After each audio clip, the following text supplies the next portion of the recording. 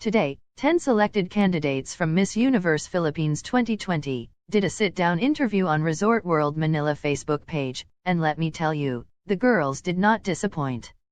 This is only a short part of the whole interview. You can watch the full video on their Facebook page.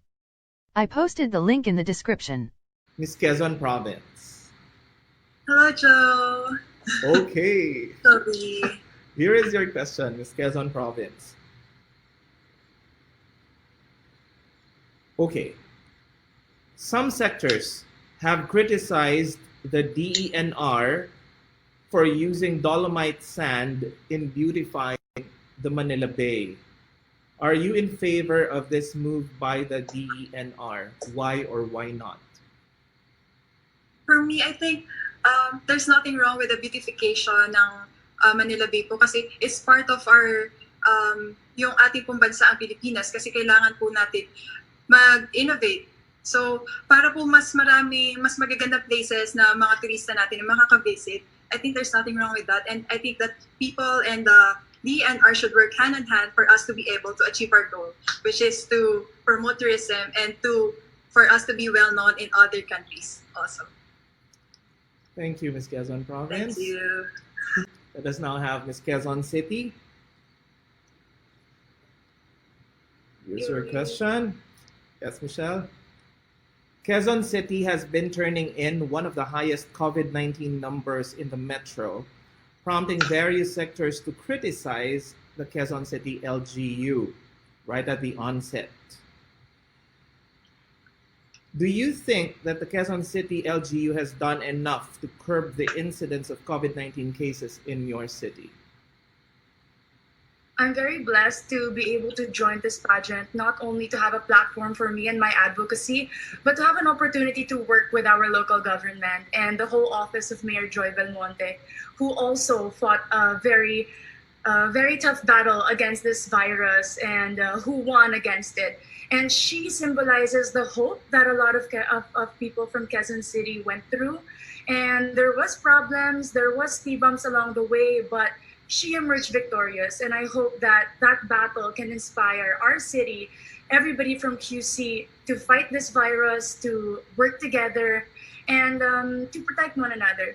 Because by working together, we can overcome this virus, we can stay safe, and keep our home, keep our city safe for everybody else. Thank you, Michelle. Let us now have Davao. Eliza. Yes po. Here's your question. Certain sectors have been pushing Mayor Sara Duterte to run as the next president, following in her father Rodrigo's footsteps. Do you think it will be beneficial for the country to have two consecutive Davaoeños as presidents? Well, in where I come from, I've seen how effective Mayor Inday Sara is, and that's the reason why a lot of the people in Davao City has flourished in life, including mine as a farmer. And I would love to see Inday Sara Duterte as a president, regardless of which family she came from, because for me, she's a strong leader, and that's the kind of leader that I want to see in my country. And also, she's a woman, and that also in her name, it says Inday, and I support that because I believe Inday can make it happen. Thank you. Thank you, Ms. Davao. Let's now have Rizal. Hello, Joey. Yes, Ms. Rizal. Here is your question. The government recently approved an order reducing social distancing measures in public transport from 1 meter apart to only 1 seat apart to maximize the potential earnings of drivers. Are you in favor of this? So from 1 meter apart, I am in favor. Sorry, are you not done with the question? No, I am not. Go ahead. I was so excited to answer. All right, go ahead. Joey, go ahead. You have the floor, Ms. Rizal. So that's a full question. Yes, that's a full question. From 1 meter apart, it is now 1 seat apart. Okay, are you in favor of this?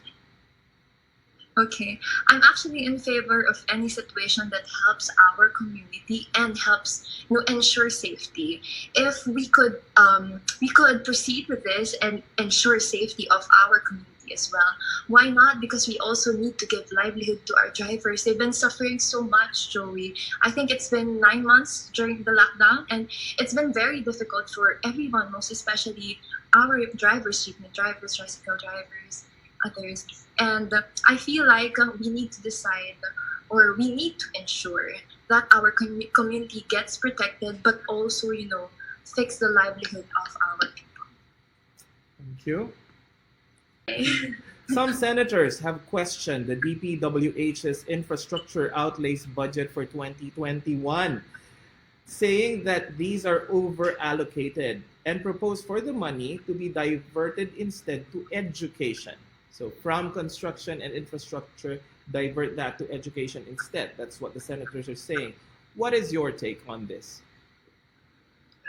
Well, I really believe that right now we're having a really big problem with education, as we can all know that it's very difficult to have it online.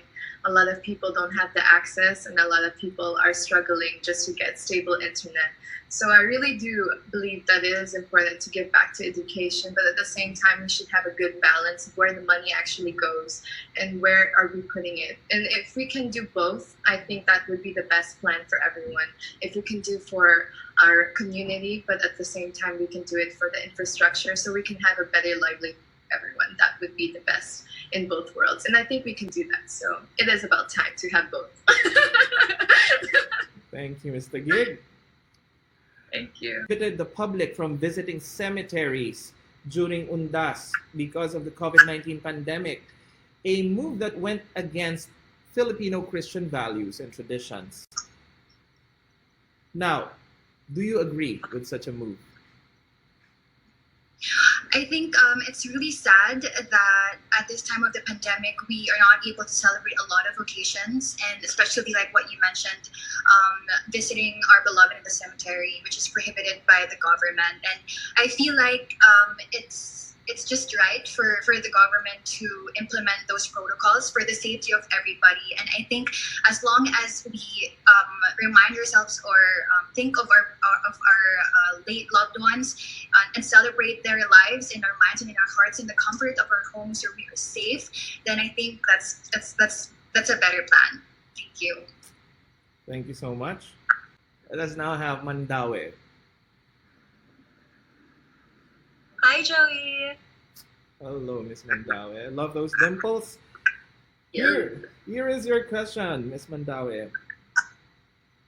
The president has criticized the Cebuanos for lacking discipline, and that is why there was a steep rise of COVID-19 cases in the province a few months back.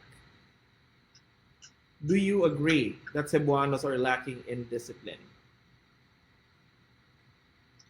I think everyone is adjusting every day to the situations that has been brought about by the pandemic. And this comment from the president that the Cebuanos lack discipline, I would have to agree on that, because there are people who have become rebellious with this situation. And I just want to remind my fellow Cebuanos that we are not done yet with flattening the curve, and we are still in the process. And we just have to keep in mind the welfare of each one of us, not just for ourselves, but also for our families. And this will have to keep on moving. We just have to keep on moving forward with flattening the curve and just focus on the goal, which is eliminating the COVID-19 entirely. Thank you, Mandawe. Let us now move on to Pasay. Hi, Sir Joey. Hello, Zandra. Here is your question. The COVID-19 vaccine is expected to be available sometime next year. Will you allow yourself to be among the first to try the vaccine? Why or why not? For me, if I would be starting to use this vaccine, I will do so. I want to take this vaccine so that I could also help our community. I could help the people, and I'm sure that when they make this vaccine, it's tested It's been tested for how many months now, and it will be beneficial to be able to flatten the curve. Likewise, to help our economy. And why should we doubt the possibility that this vaccine is not good? We should trust the government. We should trust the people who made this and our medical team. And I'm sure that they're not going to release a vaccine if it's not in a good condition, if it's not going to be beneficial for the people. So yes, Joey, I will be taking the vaccine. All right, that's a stand. Okay, let us now have Laguna. Hello, Joey. Okay, Ms. Laguna, here's your question. Students have actually started on their online schooling journey last October 5th. Do you think this kind of learning will be effective in molding young minds? Well, Joey, my family experience is online education of the students, and definitely it's not as easy as how we used to do it. But as long as people around the students, their family, their teachers who have been working so hard to make sure that they will be able to continue their study and learn effectively and efficiently, I know that it will be possible. Thank you, Ms. Laguna. And finally, to Ms. Paranaque, Bella. Hello again. Yes. Here is your question. The House speakership row between Taguig Representative Alan Peter Cayetano and Marinduque Representative Lord Alan Velasco was finally resolved this week, with Velasco finally given the House speakership. Which do you think should have been more important in this issue? Honoring the gentleman's agreement or the rule of the House majority? In this situation, it could get quite complicated because everybody has their own opinions, everybody has their own preferences. However, in my opinion, I think a gentleman's agreement could have been best. What really matters in a situation like this one is about what we're doing, especially what the government is doing to help the Philippines flourish, especially in this time of the pandemic. We all know that there have been a lot of things compromised. There have been a lot of things that have also developed in the time being. And I think that it's about time that they have all decided. And in this case, I am happy to know that despite everything that has happened, we will now stay focused on what really matters, which is really the pandemic, on what the Philippines needs, what departments need, what kind of support they need from the government in order to help the Philippines recover from the pandemic, from the economical downfall, and from the mental difficulties that all Filipinos have been experiencing.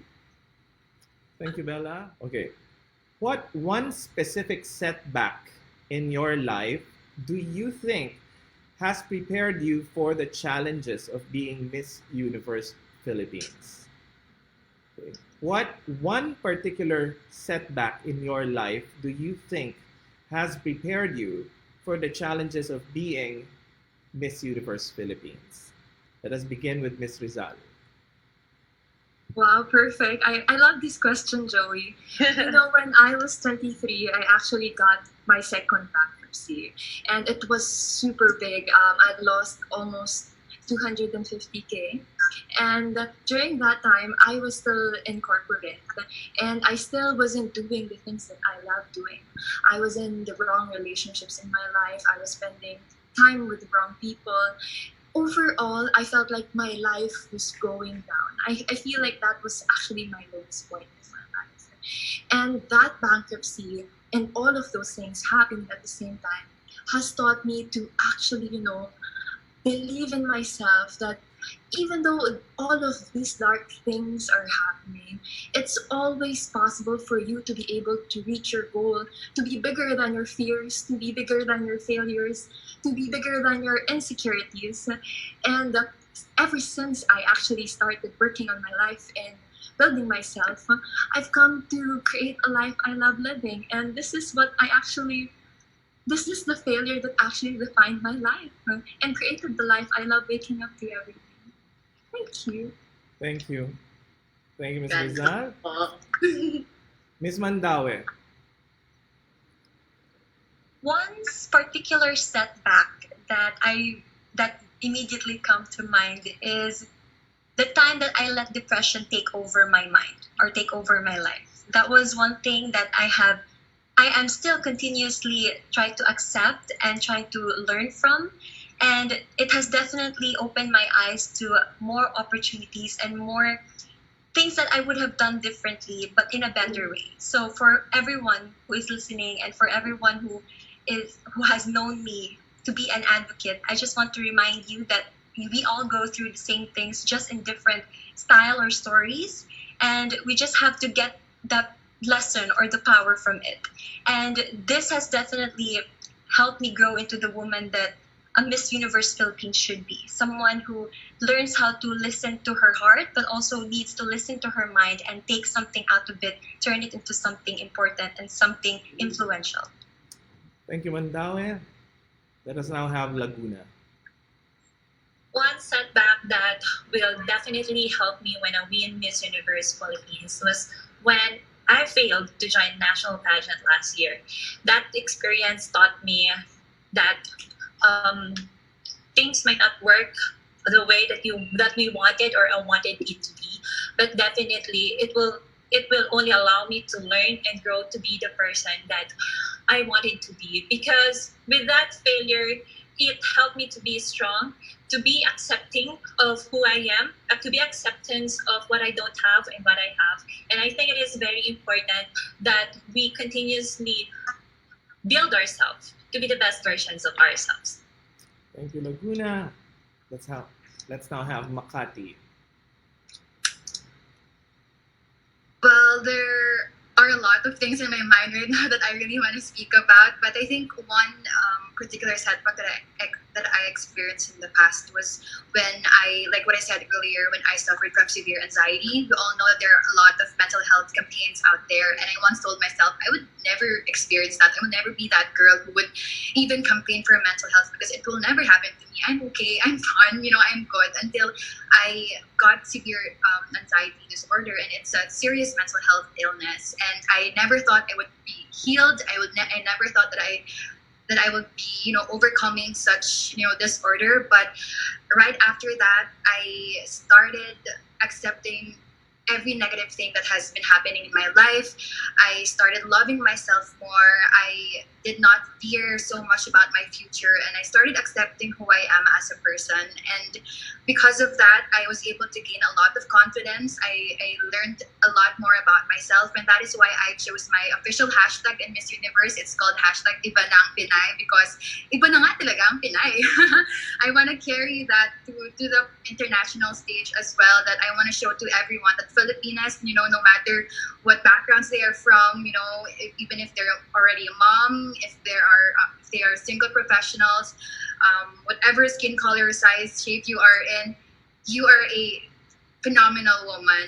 And Filipinas are all multifaceted. We are all talented. We all have our own capabilities. And I just want to show that to the national pageant stage of Miss Universe Philippines na iba na ang Pinay. Wonderful. Thank you. Thank you. Quezon Province, please.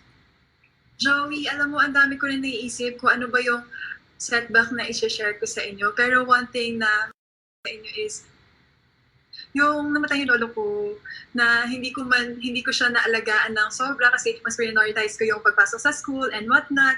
And ang dream kasi na lolo ko talaga, when I was a little kid, sabi niya sa akin, ay, gaganda pa yan. Kasi nung bata ako, maitim ako, parang wala naniniwala sa sarili ko. Kahit ako, hindi ako nagtiwala sa sarili ko. Pero siya, napaka-positive niya, nagtiwala siya sa akin. At winish niya nung birthday ko, nung 7th birthday ko, sabi niya, Nikki, I want you na sumali ka sa Miss Universe Philippines. And now, my Lola's dream na nasa heaven na ngayon ay natutupad na. Lola Mars, I'm here. I'm Miss Universe Philippines. And I am reaching our goal and dream, which is to be here in Miss Universe Philippines.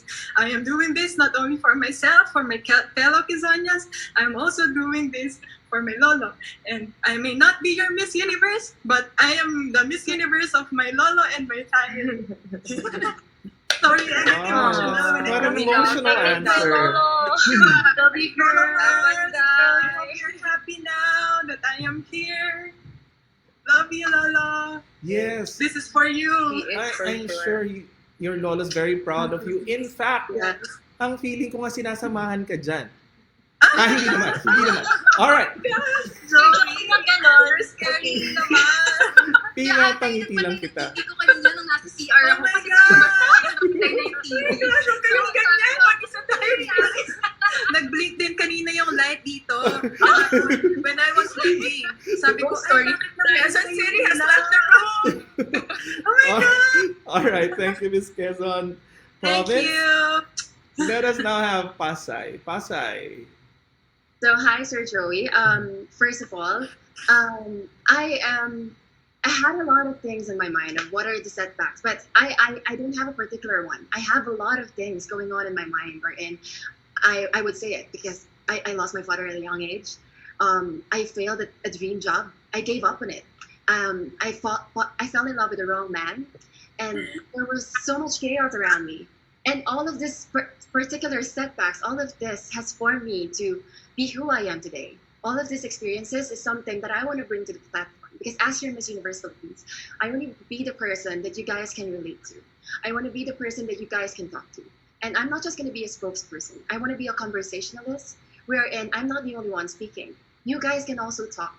You guys can talk to us firsthand and share your experiences. Because I think as a Miss Universe, you don't just listen. You allow your people to be empowered so that they will never doubt themselves. And when they are given the voice to speak, you are sure that you have empowered that person.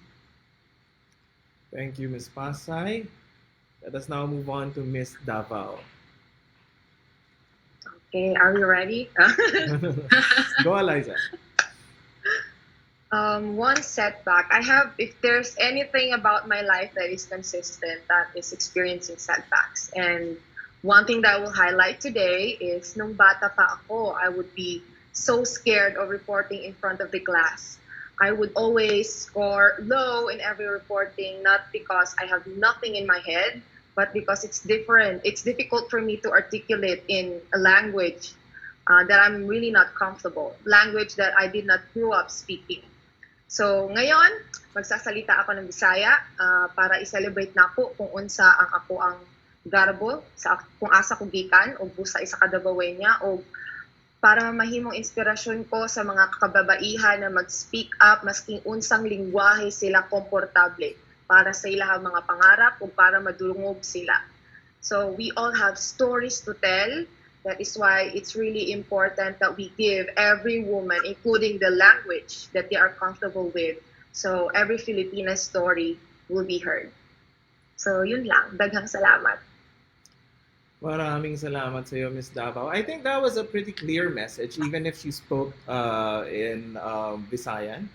I think what she said was no matter what language you're comfortable in, you can actually speak using that language, especially when you are actually pursuing a dream, and that every woman's story should be heard. Okay, I think that's what she said. Yeah. All right. Thank you, Sir Joey. Ikaw pala yung interpreter ko. Sana nagbisaya na lang ako simula pa nung ano. Okay na, you are doing a great job. Okay, let us now have Paranaque. Thank you, Sir Joey. Okay, Bella, it's your turn. Oh, sorry, I didn't hear you. One of the greatest setbacks that I've been through was a time right before I decided to join Miss Universe Philippines. I was surrounded by people who had different opinions about the world, about life. But the problem wasn't them. The problem was me. I decided to allow myself to alter myself according to what other people thought.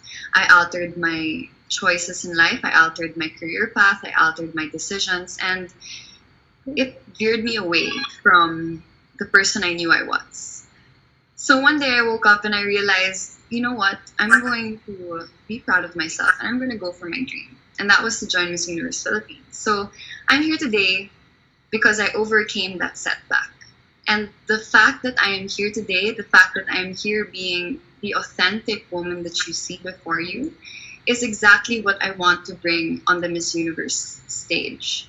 I want to show everybody that a woman of a universe is somebody who knows who she is somebody who is proud of who she is, and who is somebody that never ever compromises that. That's a woman of the universe, and that's a Filipina of the universe too. Thank you, Bella. let us now have Quezon City, Michelle, to talk to us about your setback and how you'll use that should you win Miss Universe Philippines. So, Joey, taking time to think about this question, I just realized that so many setbacks and failures and times that I lost in life are just piling up in my head. And, I know that there is somebody right now listening who also is thinking that, is there really just one time that you lost in life? Is there really that one great setback that changed you? Isn't it all the small things, all the changes, all those losses in life that really makes you who you are today? The woman that is on your screens, the woman that will compete on the stage. And I am a product of all these failures. Being an athlete, I've lost not only on the court, but also in life. And all of those moments built me up, built my confidence, and built the woman that I am today. To speak up about these moments in life that will never last forever. But what's more important than these setbacks is really not giving up, and the decision that you make every single day to get back up and to live life to the fullest, and to never give up on yourself and your dreams. Thank you. Thank you, Michelle. And finally, we have Miss Taguig. I had multiple setbacks in my life, and a lot of them have been private. But of course, there's one that's been publicly announced, is when I didn't answer the question in 2018 in Binibini, Pilipinas. But that was not the biggest setback that I've ever had. The biggest setback that I've ever had was when I was being mentally and physically abused. And instead of focusing on how I can come out of it, I was actually enduring everything and hiding it away and being ashamed of having something like that in my life. And I would always hide it with a smile because I really didn't want anyone to have that burden. But now, after working in myself and understanding that it's not healthy, you need to go and speak to people. You need to share what you have experienced. You need to share your story, because there's a lot of people that will want to hear that story. There's a lot of people that will look up to you. And that is what I'm here doing today. I am not ashamed anymore of being a victim of abuse. I'm not ashamed anymore for anything that ever happened in my life, because that is exactly where I needed to happen, to have the compassion to understand what it is like to be someone in that position. And it's a really difficult topic, but I really want to emphasize how important mental health is, because especially here in the Philippines, I have a Filipino mother, and we all have heard already maybe some times they say some things that are not healthy to hear. And we need to stop this. We need to stop all of this crab mentality. We need to stop having this unhealthy and unrealistic environment in our houses. That's how we can improve the situation. And that is something that I'll bring to the Miss Universe platform, I'm sure of it, because I know who I am, I know what I stand for, and I see that a lot of people can relate to me and relate to my story. And now that I'm not ashamed of it, I couldn't be more free, and I'm so proud of myself for being here. Thank you. If this was the questions asked during the coronation night, who do you think will get the crown based on their answers? Feel free to comment below. Thank you for watching.